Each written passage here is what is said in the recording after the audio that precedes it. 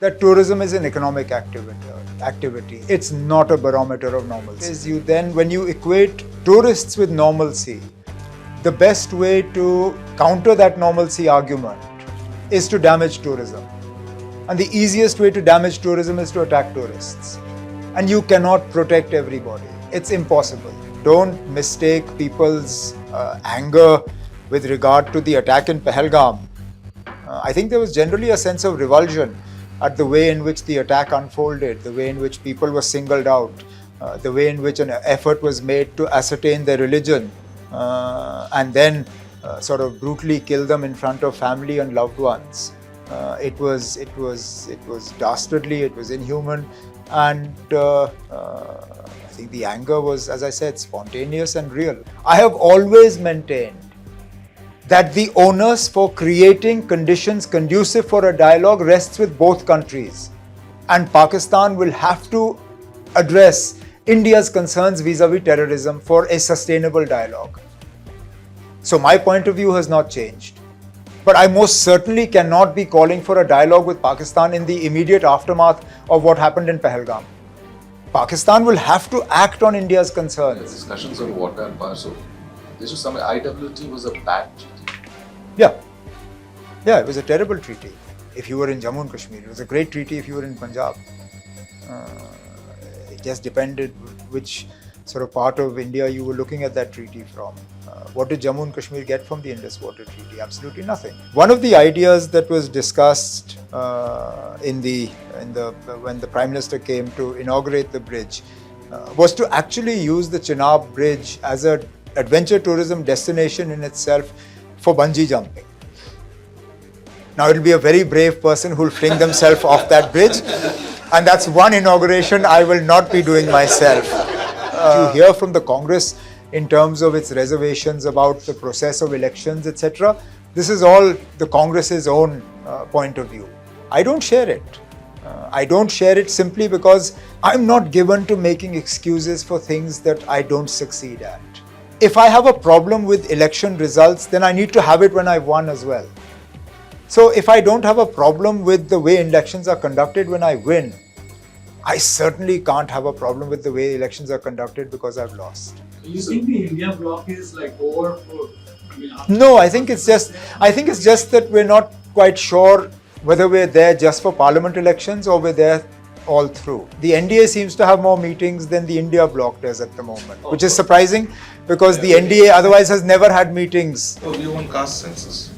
I didn't have one until it was being talked about, but I mean, if it's going to benefit the castes that otherwise feel excluded, that's fine.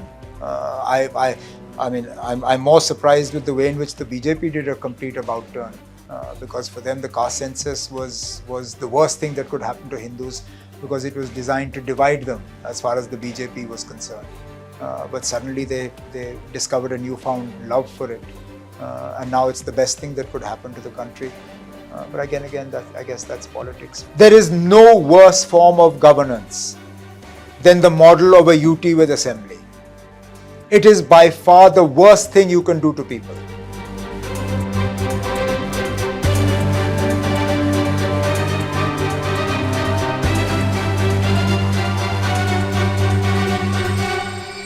Thank you for making time, sir. We've been really wanting you at the Economic Times for a while, but I think it's good that you've had a period in which we've also seen some of your initiatives. It's your second term as Chief Minister, and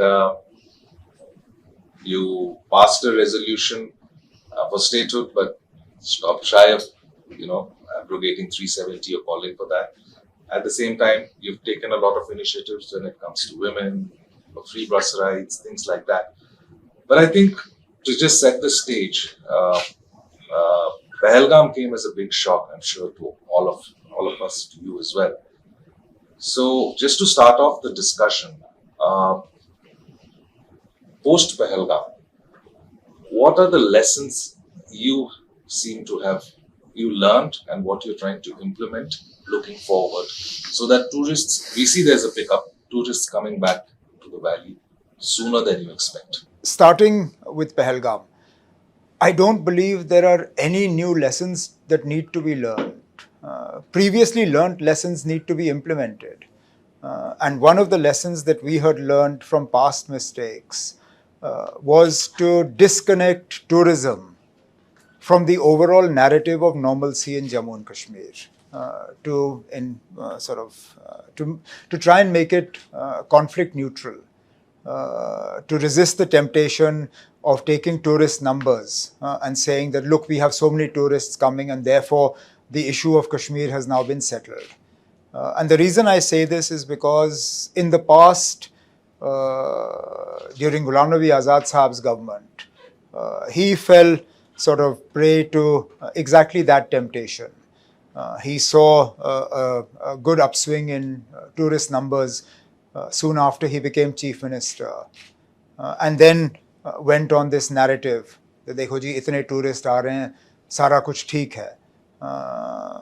They planted an IED outside Nishat Garden, and we lost some tourists, I believe from Gujarat at that time.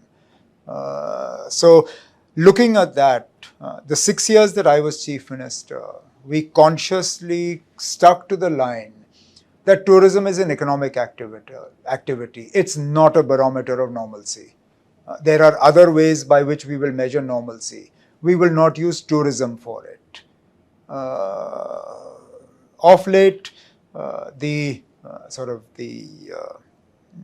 narrative again shifted to, look how many tourists have come. And tourists are coming post abrogation of 370, and therefore this stamps a mark on how Kashmir is the Naya Jammu Kashmir, etc., etc. See, the problem with that is when you equate tourists with normalcy, the best way to counter that normalcy argument is to damage tourism. And the easiest way to damage tourism is to attack tourists. And you cannot protect everybody. It's impossible. You couldn't do it even when the numbers were less. You certainly can't do it with the numbers that we had prior to 22nd of April. So I think going ahead, we need to once again resist the temptation of putting normalcy and tourism in the same sentence. We can talk about normalcy from a point of view of stone pelting. We can talk about normalcy from a point of view of investment, industrial activity, a whole host of other things. Tourism, we should resist the temptation. Doesn't that get connected on its own at times? Because Not necessarily. Not necessarily. Unless you consciously do it. I mean, it's but natural that tourists will go to a place that is quiet. But we don't need to be the ones saying it. The tourists themselves are saying it by coming. We don't need to tom-tom the numbers. We don't need to make that connection कि देखो जी इतने आ रहे हैं तो हालात बिल्कुल ठीक हैं. Unless we can guarantee that we can protect every single tourist that comes, that we can secure every single site where they visit, it's physically impossible to do. That to my mind would be the single biggest lesson. Other than that, if there are I'm sure intelligence agencies and others are looking at what went wrong, if anything. How did this attack happen? Were there intelligence inputs that could have been acted upon? So I'm assuming that once they get the answers to those questions, if there are any lessons to be learned, they will be implemented. So how are your other parameters of normalcy looking? Well, I mean, if you look at it from a point of view of outright street protests, you don't see them on the intensity or the scale that you used to. In terms of regular governance, governance is moving forward. In terms of investment, there are inquiries, some amount of investment flowing, not nearly as much as we would like to see. But again, incidents like Pahalgam do cause some amount of a setback because people don't want to invest in areas that they consider unsafe. But generally, things are calmer on the ground than they have been during the bad old days. Sir, I'm Manu Pavi. So after the attack happened, of course, India carried out strikes in Pakistan. How effective do you think these strikes were, and do you think this will have an impact on Look, I mean, the effectiveness of these strikes is not a 1 day or a 5 day or a 10 day thing. These strikes were engineered and organized to dissuade Pakistan from any future attacks like Pahalgam. That only time will tell. Similarly, I mean, we responded in a similar manner post the attack on the CRPF in Pulwama. That gave you a few years without an attack of this nature. But at that time, we told ourselves that after this, Pakistan will never dare to look at India with an evil eye. But ultimately, they did after a few years. So we'll have to wait and see. In terms of the military targets, what was struck, what wasn't, I'm not privy to those reports. And if you ever get somebody here who is, maybe they'll be able to tell you.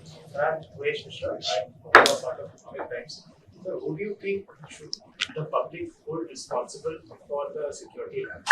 Would you say the AG's office or would you say your office? I think, no, I'm fine, thanks. It depends what side of the political equation you're sitting on. If you're From your side of the business. It's not my job to hold somebody responsible or not responsible. It's my job to respond to the situation as it exists. I certainly can't hold myself responsible because I'm not responsible for security and law and order. That said, I'm not sure the reaction would have been as muted if I had been responsible for security and law and order. But then that's where politics comes into play. I think, we are continuously pushing for security, law and order, and governance as a whole to be made the responsibility of the elected government. We haven't reached there yet, but that I'm sure is a conversation that we will have as this discussion progresses. So you don't have, the charge of law and order, but you do meet people and you have a sense of the pulse of what people are thinking. So post the attack and in the past few months, what have you picked up in the sense of support for terrorism? Is it on the way down? Were people shocked? Do you think they were shocked, they were angered, they were disappointed. As I said in the assembly, we thought that attacks of this nature were part of our dark past.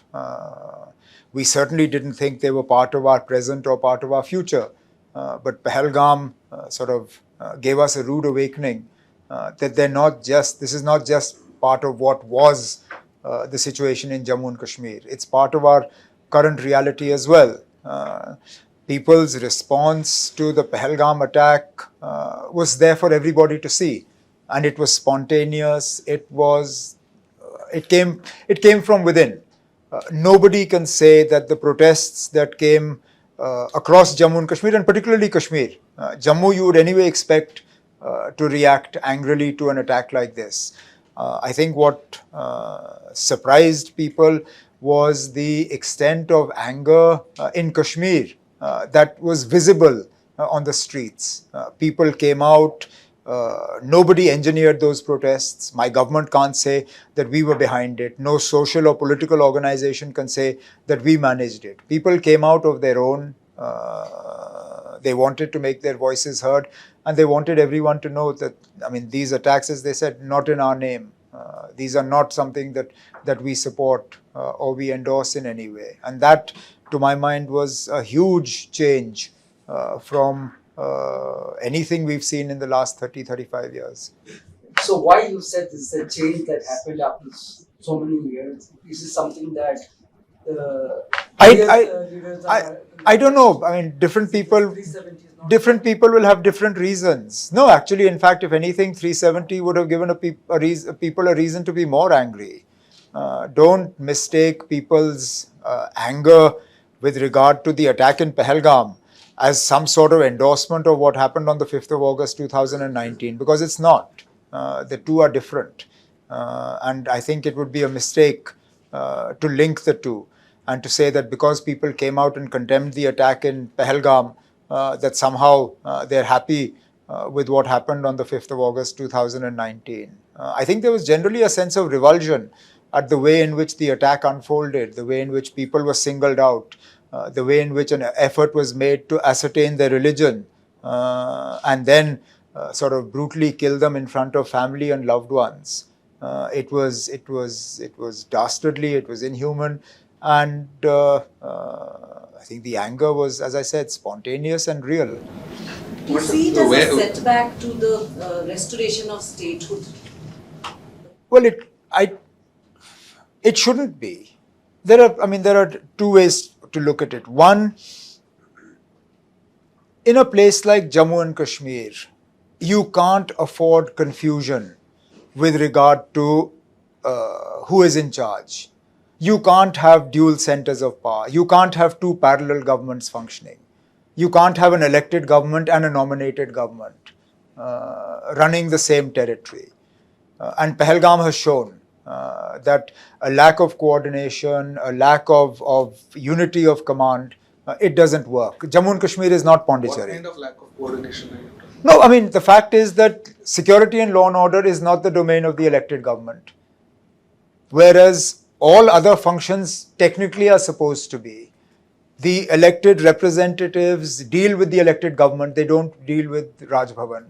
Therefore, the channels of information actually with the elected government are more effective than they are with Raj Bhavan. There was a reason why elected governments were able to perform the way they were in terms of bringing the graph of militancy down. It was because we had channels of communication today not available to Raj Bhavan.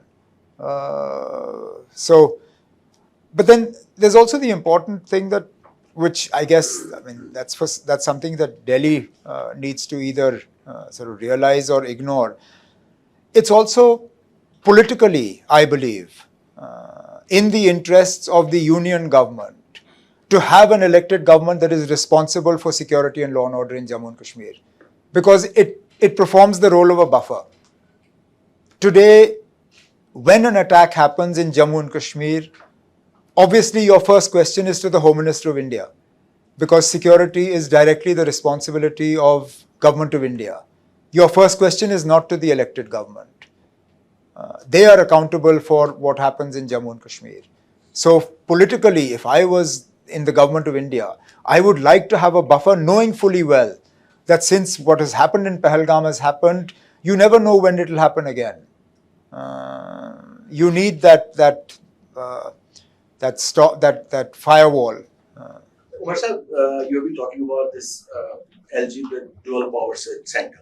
We have seen in the initial 7 months you were kind of silent and not kind of critical openly about it. But over the past couple of weeks, we have seen a critical statements about what LG is doing and how it's functioning from your legislators and all. Why were you silent over the years? Why is this certain? You don't. Because the opposition also says that you. No, you don't come in and straight away start firing. No? It takes time to sort of figure out how things work. So have you started firing now? No, I haven't quite. Believe me, this is not me when I'm firing. This is me as I've always been. I call a spade a spade. If something is what it is, then I'm going to say it is. And the fact is that today you have two governments in Jammu and Kashmir, which shouldn't be the case.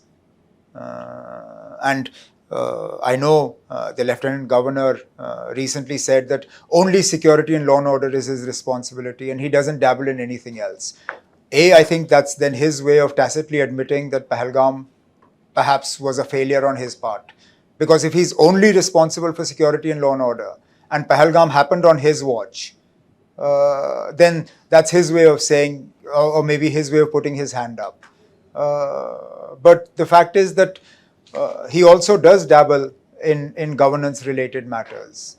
He goes and lays foundation stones for factories that are coming up in industrial estates that are managed by the elected government. He distributes job orders that are prepared for by departments that are managed by the elected government. So there are sort of areas where the boundaries sort of blur. And if truly he believes that his responsibility is law and order and policing and nothing else, then the business rules that have been approved by the cabinet, they should be agreed by him. he should give his endorsement and give them back to us. So why isn't he giving it back? For one, That's a question you get him here and ask him. No, I mean to say the people in the administration are saying they have stopped short of Article 370. They have asked everything in the business rules. So Who says? The people in the administration. That's why the governor is not agreeing to that. So This must have come from Raj Bhavan. okay. Because nobody who has read what we have put together would ever say that, I mean, believe me when I tell you that the business rules that we have sort of framed are entirely within the domain of the J&K Reorganization Act. They do not step beyond the bounds of even though we disagree with the Reorganization Act, we have not sought to infringe on the Lieutenant Governor's powers with regard to security, law and order, transfer of IAS officers, IPS officers, etc. All we are trying to do is to ensure that, as I said, the distribution of responsibilities, it is clear-cut and there is no sort of confusion. So isn't there an expiry date to this patience you are showing right from the day? Everything has an expiry date. So when is that going to I'm not given to threats. That's not in my nature. And if I was to give you a date here, it would sound like a threat. So let me just say that everything comes with an expiry date, and that's it. And one last thing, one thing in this part, the opposition in Kashmir is saying that why isn't Omar Abdullah what he was before elections? He was fiery. He was talking about Article 370, dialogue with Pakistan. He was talking about everything under the sky. And suddenly, when he came to power, he has been. It is the government of transfers, which he is not even able to do even that. So why? Look, I'm sorry, but there is a reason opposition is called opposition. It's because they oppose everything. That's their mandate. I have been in the opposition. I know how it works. There is nothing that we will appreciate a government for, because we believe that it will cost us in the next election if I praise something. So if I was in the opposition today, I would be saying exactly the same things, because that's what opposition does. The fact is that what have we been silent on? In the first assembly session that we had, we passed a resolution calling for the restoration of the special status of Jammu and Kashmir and constitutional guarantees. Did we not? It was part of our commitment in our manifesto and we fulfilled it. Now, please appreciate that in the past, when an assembly, Jammu and Kashmir Assembly passed a political resolution like this, what happened to it? It was, forget not being accepted. It was, for all intents and purposes, it was dismissed. This resolution is alive.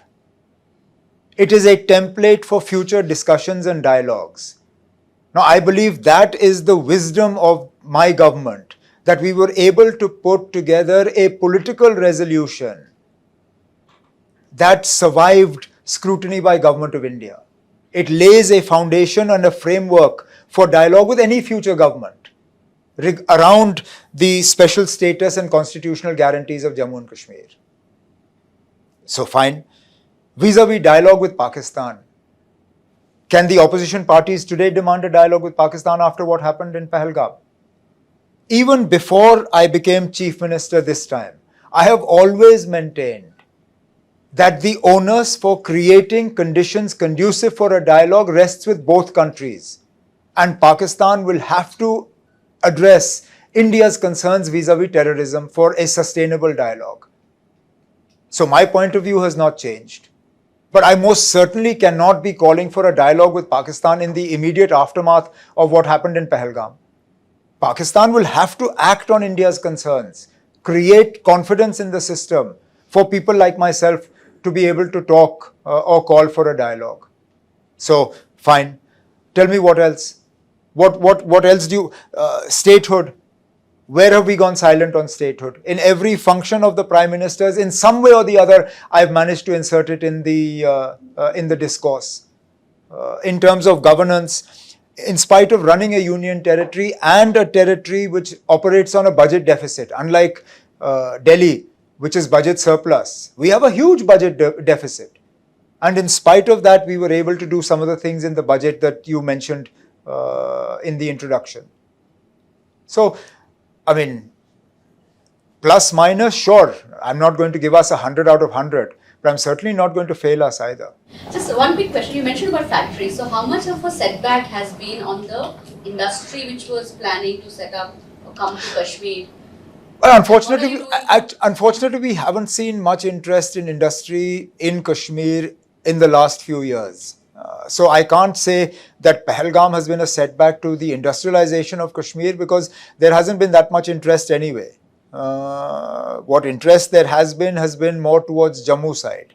And that sort of ebbs and flows. A lot of it depends on sort of some of the concessions and other packages that we're able to provide. Investment summits have had no such impact.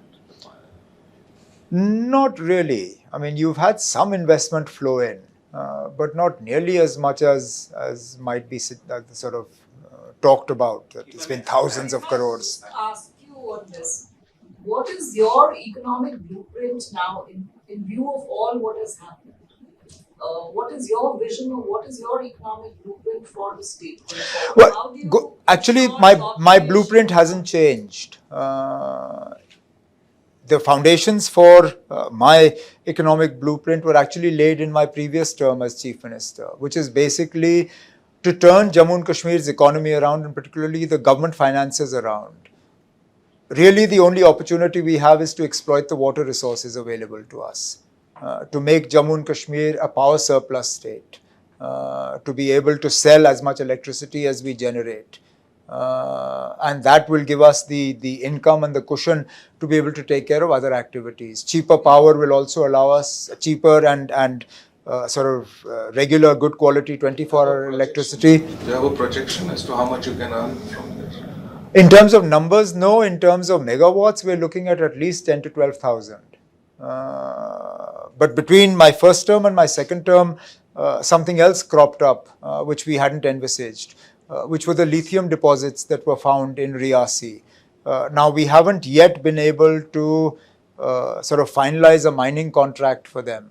The first sort of tender that was floated didn't get the sort of interest that we would have liked. So we've reworked it and we're going to be going forward with it again. I am hopeful that will see some progress. Because as I understand it, at least the initial stages of the processing of lithium need to be done near the site of actual mining, which means that some amount of the processing will take place in Jammu and Kashmir as well. We will also, if we're able to extract this lithium, then start pushing for some of the industries that require it as a raw material to be based in the territory of J&K also. So when is the tender being reissued? What changes have you made? I would have to check with the Department of Mining, but I believe it's at a fairly advanced stage of preparation. In terms of also the Indus Water Treaty and the projects that you're planning now, are you looking for policy concessions, tax breaks, which may be required to set up? See, I mean, the projects that we had kick-started in my first term, Ratle, Kiru, Kawar, Pakaldul, there's not much we can do with them, even after the suspension of the Indus Water Treaty, because they're at a fairly advanced stage of construction. So we can't suddenly sort of raise the height of the dam without upstream more land acquisition, more forest clearances and stuff like that. That will just needlessly delay the projects. So the projects that are already in hand, I don't expect any major structural changes to them, allowing for the suspension of the Indus Water Treaty. What the Indus Water Treaty will allow us to do going ahead is to at least regularly flush out the existing projects vis-a-vis silt collection. Salal is one case in point. The amount of water we are able to store is far below what it was when the project first came up, because the regular routine flushing of the silt just wasn't done. Again, on account of the Indus Water Treaty. With the suspension, we've started doing that, Baglihar and Salal, other projects. So that is one opportunity from the power generation point of view.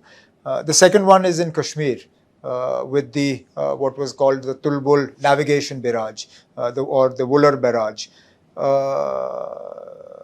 even though sort of the name was given of navigation, and navigation will be one of the benefits, it actually has three advantages. Navigation being one, the restoration of Wooler as a lake, because the water levels will rise, will be the second, and downstream power generation in winter months. That will almost double the generation capacity of both Uri 1 and 2, as well as the Lower Jhelum hydroelectric project. Now, whether we can sort of revisit projects like Savlakot, which have not yet got off the ground, to factor in the suspension of the Indus Water Treaty, that's something we'll have to take a look at. Just hearing your discussions on water and power. So this was something IWT was a bad treaty. Yeah, it was a terrible treaty if you were in Jammu and Kashmir. It was a great treaty if you were in Punjab. It just depended which sort of part of India you were looking at that treaty from. What did Jammu and Kashmir get from the Indus Water Treaty? Absolutely nothing. You had 6 rivers that you had to distribute. The 3 rivers flowing through Punjab you kept with India. The 3 rivers flowing through Jammu and Kashmir you gave to Pakistan. Every single one of our projects had to be run of the river. In my previous government, we tried to get Asian Development Bank through the SPV of ERA to fund a project to lift water from the Chenab to feed Jammu city. Citing the Indus Water Treaty, that project never took off. Now, with the suspension of the Indus Water Treaty, we are revisiting because we believe that if you lift water from the Chenab somewhere around Akhnur, you'll be able to take care of Jammu's water needs for at least the next 20-25 years. I mean, yes, I mean, you're using the water. But in other places, and this is the point I've been making to those who suddenly sort of woke up to the Indus Water Treaty, having opposed it when they were in government. I mean, I got a lesson in sort of opportunistic politics from my opposition party, the PDP, recently, when I talked about using the suspension of the Indus Water Treaty for the benefit of Jammu and Kashmir, and I was called a warmonger. We swiftly reminded them that during Mufti Sayyid's first term in office, they had passed a unanimous resolution in the assembly calling for the abrogation of the Indus Water Treaty. And in Mehbooba Mufti's term in office, she actually went and met Prime Minister Modi with the single focused agenda point being that India should exit from the Indus Water Treaty because Jammu and Kashmir has suffered on account of it. So yes, it's a bad treaty, and Jammu and Kashmir, I mean, I'm the happiest person for the fact that it's suspended. What about this whole talk of building channels from the Chenab, and diverting water into Punjab and Rajasthan? It's our water, we'll use it. No. How does that help us? Look, the Indus Water Treaty was bad for Jammu and Kashmir. We will use our water. It's as simple as that. And you'll build high storage dams if necessary. If we can balance the need to store the water with the environmental concerns, yes. I mean, I think at least one odd on the Chenab. And there is a project, but the problem is that the amount of area that it will flood, and it's an area with sort of, if I'm not mistaken, a couple of natural sanctuaries and things like that. So this is Bursar storage dam. It's on a tributary of the Chenab. So yeah, I mean, if we can balance the environmental cost, then it's something worth doing, because even one storage project upstream on the Chenab will automatically double my generation capacity of all the existing projects downstream. That's the impact. Yeah, immediately. Because my problem today is that in winter, because discharge in the rivers drops so drastically, I have to resort to pondage every day. The project that I have, the Baglihar, which is owned by J&K, I store the water over the day so that I can release it in the evening and generate extra electricity during peak hours in the evening when I need it in winter. If I have a project upstream that is storing water, I won't need to do this. Then I'll be able to operate my turbines regularly. How do you look at this news of placer gold deposits in the Indus River, Pakistan territory? Is there Sorry, what? The placer gold deposits in the Indus River in Pakistan territory. There's a lot of news. I missed this. Gold deposits. Really? Pakistan has been. So they are claiming that they're sitting on tons of gold. Good for them. Damn good, yeah. Through the river. So is there Well, I haven't seen it. And if this gold is flowing through us, I'm sure somebody would have found it up until now. I mean, the Chenab goes through Doda, Kishtwar, all the way down to Akhnur. Yes, it does. I haven't heard a single person who said they've been able to find gold. And why are they giving us an incentive to actually hold the water? They should be saying, "Kisme kuch hai nahi." By telling us that gold is coming out of it, they're making sure that we send this water anywhere else but Pakistan. They're trying to get American investors to actually Yeah. mining. Well, they don't really need to. They've got China trying to twist our arm. I mean, China has nothing to do with the Indus Water Treaty, but because we've suspended the Indus Water Treaty, suddenly China wakes up to threaten us on the Brahmaputra. Yes, Omar, I'm curious to know what you think about, how long would it take for tourism to come back to normalcy? I don't have an answer for that. I don't have a timeline wherein I can tell you that it will take us X number of months to reach the number of tourists that we had before 22nd April of this year. The fact is that anyway, our peak season is now gone. Peak season for us is May, June, and part of July because it coincides with school holidays in various parts of the country. So I think in that respect, this season is a write-off. Now for us, we are hopeful that we get an incident-free, completely peaceful Amarnath Yatra. Then we can start looking at the next sort of area that allows us to get some amount of tourism in, which are the Puja holidays. Because Bengalis are intrepid travelers. They love moving out at that time. And in the past, we've seen a lot of Bengali traffic into Kashmir around the Puja holidays. So if the yatra goes well and we're able to do some amount of marketing in West Bengal centered around the Puja travels, that will give us some cushion. And then if we get a good winter, and winter is not just based on security, the weather patterns have been so vague that we can no longer count on snow for our skiing in Gulmarg. Sometimes we get snow in December, sometimes it doesn't come until February.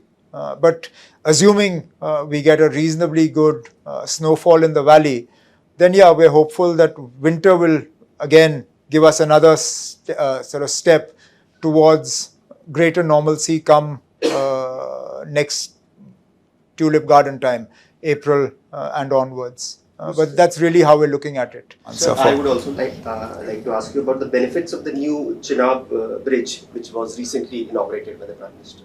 Well, other than the most obvious one is that the train now connects the rest of the country to the valley. It has become a tourist destination in itself. A lot of people who, and this is sort of our own experience has been, that people who have come to Katra to do darshans at Mata Vaishno Devi, spur of the moment, they've decided कि चलो यहाँ आ गए हैं, let's find out if a ticket is available and get on the train. Some people who haven't wanted to sort of risk staying in the valley too long have taken the train, arrived in the morning and taken the next train to go back. But those numbers are actually, thankfully, far less than those who have come, stayed a couple of days in Srinagar, and we even have those who've then extended their stay for a week or more. The problem now we're having is that the train has become so popular that it's no longer possible to have a spur of the moment. You can't just come to Katra and decide, chalo main chalta hu. I think if I'm not mistaken, I think it's about at least 2 to 3 weeks. I think the sellout, on the train. Those of us who have to travel for work need to pull strings and try and use influence to get tickets on the train. I'm also actually hopeful that, because there is a lot of talk about tourism in Kashmir versus tourism into Jammu. And what we've not been able to do is to develop destinations in Jammu for tourism other than the pilgrimage tourism. So you have Mata Vaishno Devi, you have Shiv Khori, you have some amount of border tourism, but there's nothing beyond that. One of the ideas that was discussed when the Prime Minister came to inaugurate the bridge was to actually use the Chenab Bridge as a adventure tourism destination in itself for bungee jumping. Now, it will be a very brave person who will fling themselves off that bridge, and that's one inauguration I will not be doing myself. But if it were to happen, I believe that people from all over the world will want to come to fling themselves off that bridge, and they're braver people than I am. But there is a sort of I understand a finite time limit to us being able to claim this bridge as the tallest in the world, because the Chinese hate us being able to claim anything they don't have. And I understand from the railway minister that China is already planning a bridge, yeah, seriously, 30 meters higher than this one, and they don't need it. Their railway line actually travels far lower, but they're going to raise a railway line higher just to justify building a bridge so that they can claim to have the highest, and we don't need a higher bridge than this. So I'm hoping it takes them longer than it took us to build this, and so we can keep having the bragging rights. So yes, there's also a museum coming up there. There are viewpoints. So I'm hoping that the Chenab Bridge, other than being the physical connection between Kashmir and the rest of the country, will also become an important self-contained tourist destination, adventure tourism destination for Jammu. Rakesh, he has a question. Yeah, you seem to have a good rapport with the Prime Minister. Is it just optics, or like he's been visiting this? I don't think. I don't think you can do anything with the Prime Minister for optics. He's not the sort of person who will do things for optics. And I will never claim to have a good rapport with him, because it's not for me to talk for the Prime Minister. I will only see, all I can say is that, what you see is what is there. In substantive terms, daily work. He's been visiting the state quite often. And Yeah, he's come twice. We've had 3 programs because one was online. And Government of India has been helpful. I'm not going to be ungrateful. Without Government of India's additional assistance at the end of the financial year last year, I would have run out of money in January. I wouldn't have had money for salaries, pensions, anything. I had a 5,000-6,000 crore hole in my budget. So those people who point fingers towards me and say that, why are you being friendly with the Government of India? If the opposition is happy to tell me that the people of Jammu and Kashmir will not want electricity, salaries, or anything for the last 3 months in the year, I'm more than happy to get into a fight with anybody. But I haven't yet met a person who's told me कि मुझे तनख्वाह नहीं चाहिए, आप जाओ लड़ो, करो क्या करना है. Just to add to that, you worked with 3 prime ministers so far, and of course with Vajpayee and his government. And you also dealt with Manmohan Singh and his own home ministers, and now with Mr. Modi and Mr. Shah. As a politician and as a person, how was it dealing with these 3, or which one? Fine. They're the prime ministers. You deal with them as prime ministers. They're not your friends. They're not even in my own age group. So I would never let that line blur. I'm not the sort of person who would sit and crack a joke with any of them. No, and look, it's also comparing apples and oranges. You want me to compare dealing with an Atal Bihari Vajpayee Sahab who was hobbled by an alliance, with Prime Minister Modi, who for all intents and purposes runs his own government the way he needs to or wants to.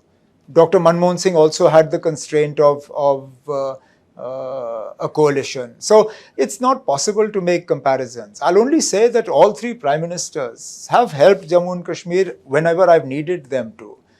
None of the Prime Ministers that I've worked with have sort of looked at Jammu and Kashmir from a point of view ke sabak sikhana hai ya tang karna hai.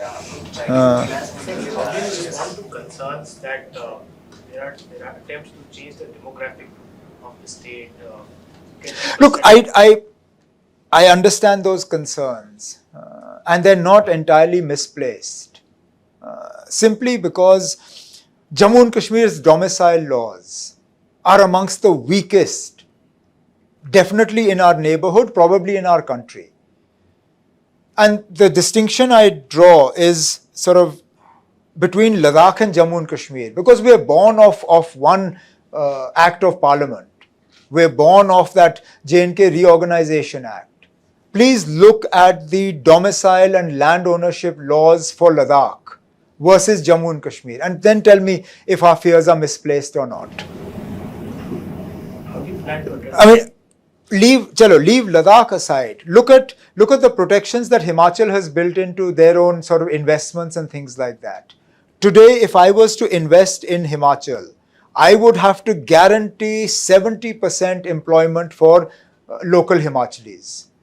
I would have to, and this is for industry, hotels, everything. I would have to implement that within a couple of years of my business going on stream. Failing which, the government would be well within its rights to confiscate my asset and give it to somebody else with no compensation to me. I have no such provisions in Jammu and Kashmir. Now, as a union territory, I don't get to make major changes, unfortunately, to our domicile laws. That is only something a state can do. But it is definitely something Jammu and Kashmir needs to do. We're not saying that you go back to the permit Raj of 1947 where people needed a permit to enter Jammu and Kashmir. We're saying just look at our neighborhood. Just look at Ladakh. And if it's good for Ladakh, why is it not good for Jammu and Kashmir? We have the same concerns. So, can you put this in context with the conversations you're having with Prime Minister or the Home Minister? You have been mentioning that. My conversation with the Prime Minister and the Home Minister is not specific to these things. It's about statehood as a whole. It's about fulfilling the commitment made by the Government of India to the people of Jammu and Kashmir. That statehood will be given. It's a commitment made in Parliament. It's a commitment made in public addresses. It's a commitment made by Government of India to the Supreme Court. In turn, the Supreme Court then sort of instructed Government of India that statehood should be restored at the earliest opportunity, as soon as possible. Now, that judgment was delivered a few years ago. I think as soon as possible, we are past that point now. Has Government of India put any kind of timeline to that in your conversations? Are they expecting something from you to do so that they can... What can you expect from me? What have I left undone that you would need me to do for statehood to be restored? Has my government in any way been irresponsible? Have we failed in our responsibility to the people? Have we been lacking in our response to any crisis that has hit Jammu and Kashmir, in spite of the fact that security and law and order is not our domain? The Jammu and Kashmir Assembly was called to discuss and condemn the attack in Pahalgam. We could have politicized it. What stopped us from doing it? But we didn't. Because we chose not to play politics with an important situation like that. And it's not just us, all political parties, even the opposition in that session in the Assembly, that one-day session, were all of one voice in condemning the attack. What more do you want from the people of Jammu and Kashmir? Statehood is not for me. The commitment was not to me, it was to the people of Jammu and Kashmir. They came out in droves and participated in an election where they didn't need to. They could have boycotted the way they did in previous elections. They came of their own free will, not a single complaint of any nature where people said, "Hame zabardasti ghar se nikal ke vote dale gaye." And you know what past elections have been like. These sort of complaints have been rife from some areas, but nowhere.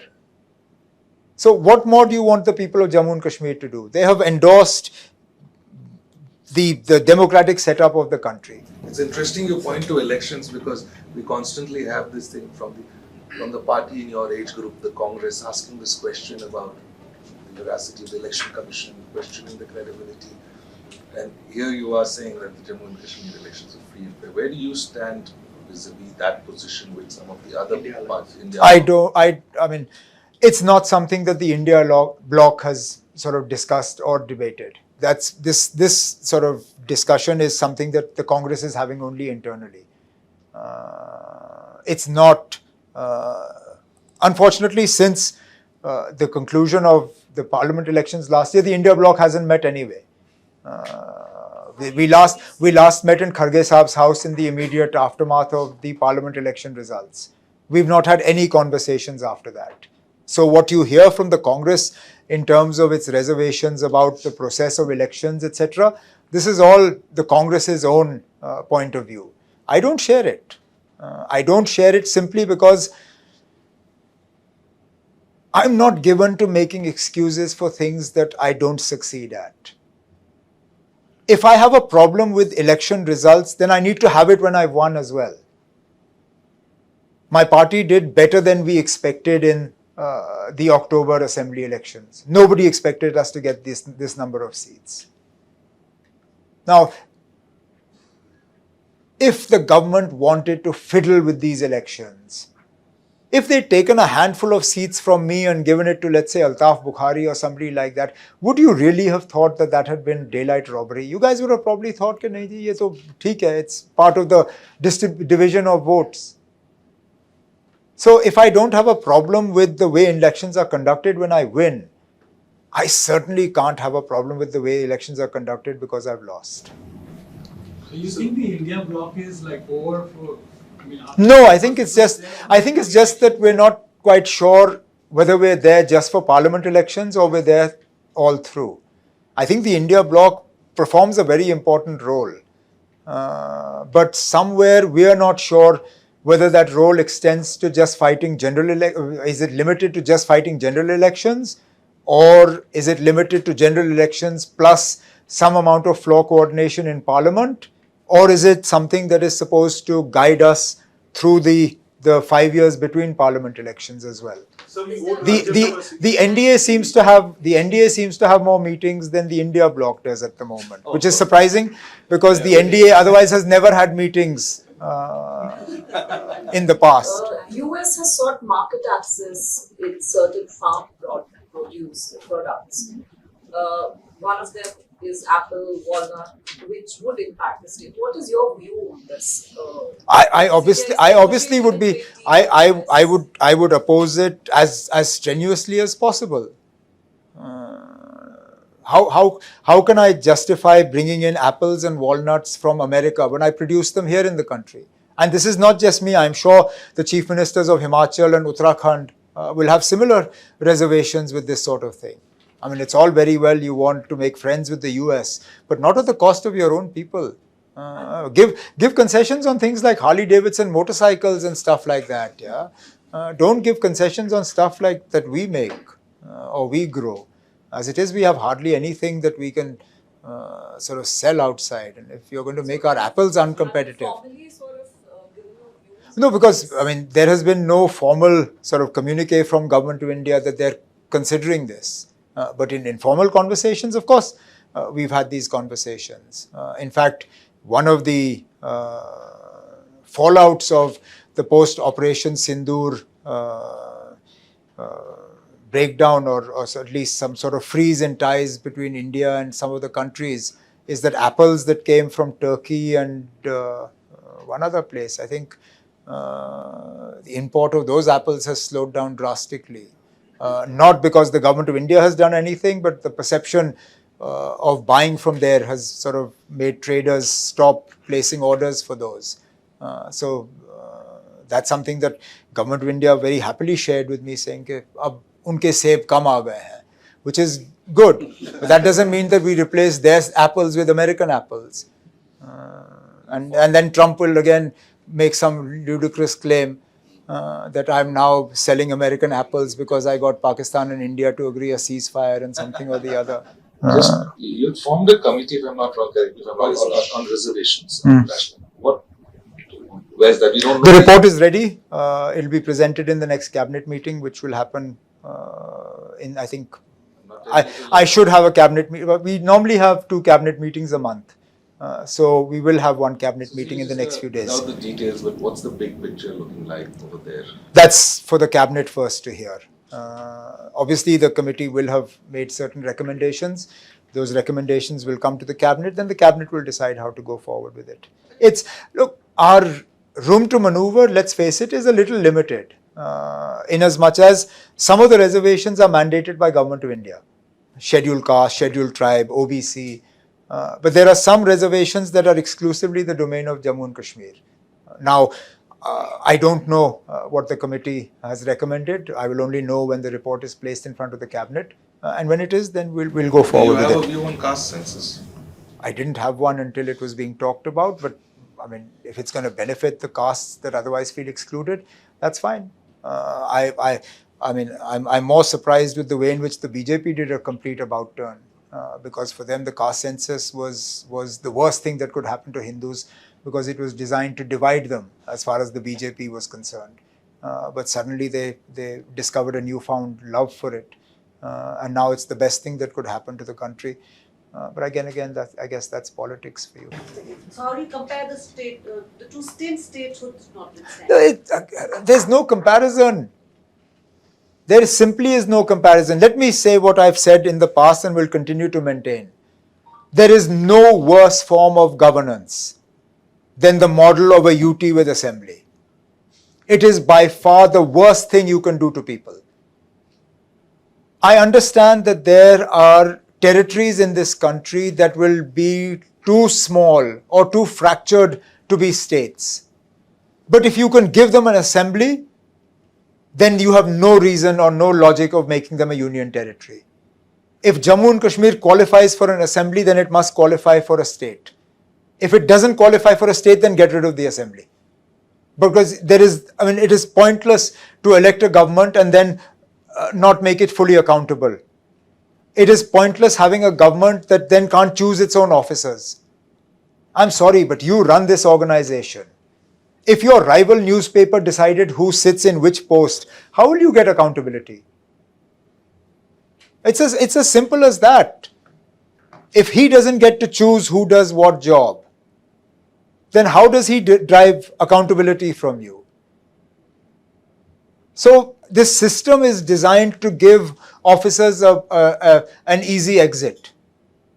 And I made this point in an answer to an interview earlier. When I was Chief Minister of a state, if I told an officer something has to be done, they would find me 10 ways to do it. Today they find me 10 excuses why it can't be done. And I spend my time chipping away at those excuses and finally sort of hammering it into them. And chalo, if I don't get exactly what I had set out, I get something similar to it. That's not what sort of governance and development is all about. I mean, put Prime Minister Modi in the same position and ask and tell me, if Prime Minister Modi didn't get to decide who his cabinet secretary was, or didn't get to decide who his secretary PMO was, or didn't get to decide who his home secretary or foreign secretary or commerce secretary was, what sort of governance model would you have?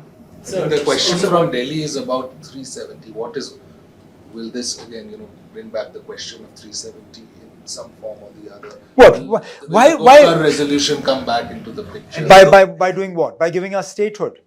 I mean, that's the assumption. That's the excuse. So where? वो बहाना है.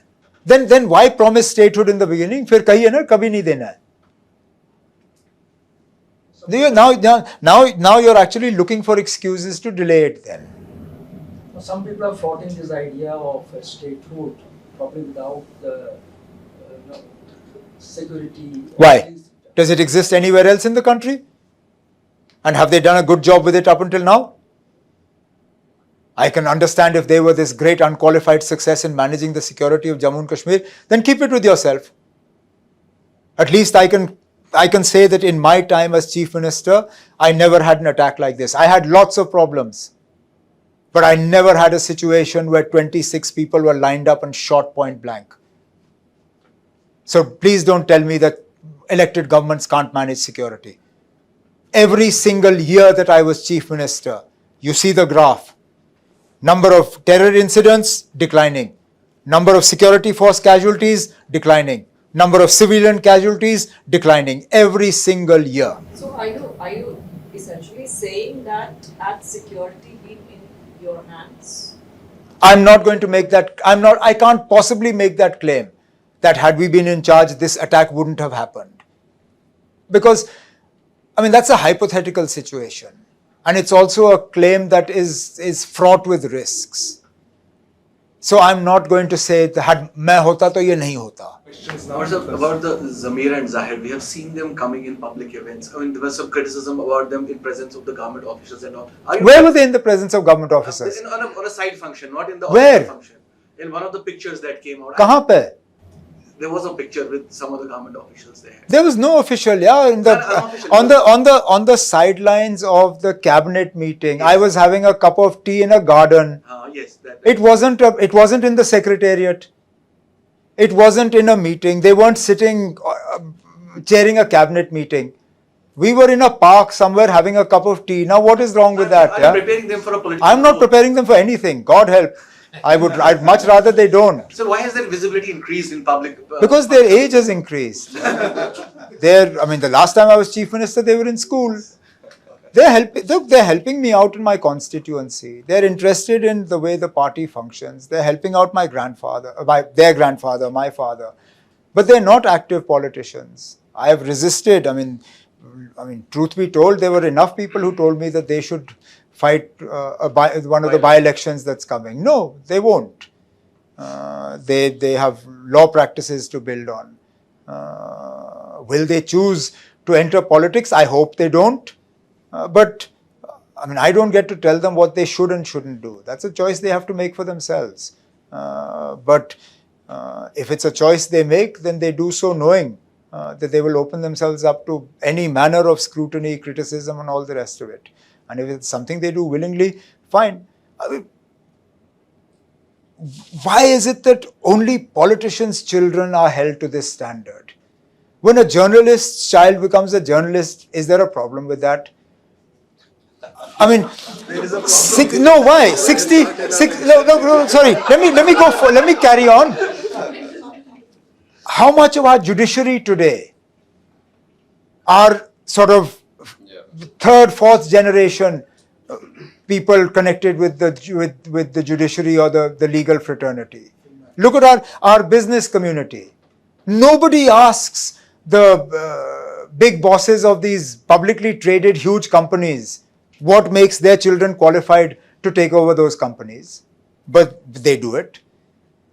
Nobody asks the children of sports people whether they're actually worth being in those teams that they're a part of.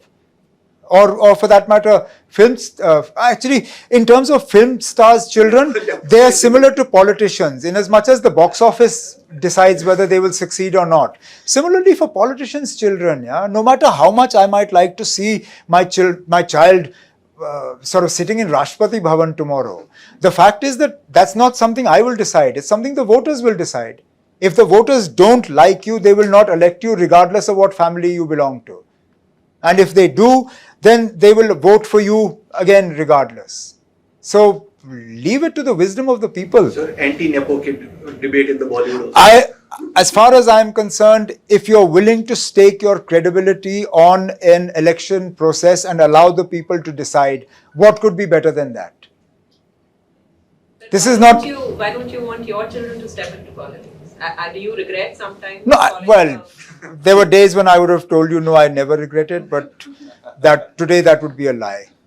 There are obviously days when I think, what the hell am I doing? Yeah. Why don't you want them to step into politics? When you were in jail, do they really want the kind of scrutiny and the sort of constant, and in this era, honestly, if I had been their age with Twitter and Instagram and all the rest of it, I don't know if I would have joined. I really don't. It's a cesspit. You open yourself up to so much unnecessary, unfair, intrusive, biased, sort of bogus scrutiny.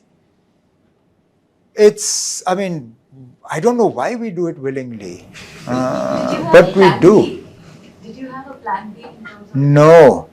No, and it's actually it's scary because politicians in India don't have a fallback option, and they do if they're good lawyers, and I honestly, which is why my sons, at least in that respect, are one stage better than me. They've both done law, but otherwise the only comfortable politician is the successful lawyer, because they make the transition so seamlessly. One moment they're a minister, the next moment they're arguing in court, and when governments change, they're able to sort of keep going. For people like us, this is it. This is life. Yeah. So thank you so much. We've had a wonderful, you've given us such long time, and what a wonderful conversation. Thank you for Pleasure. taking time for us. Chalo, thank you very much for having me.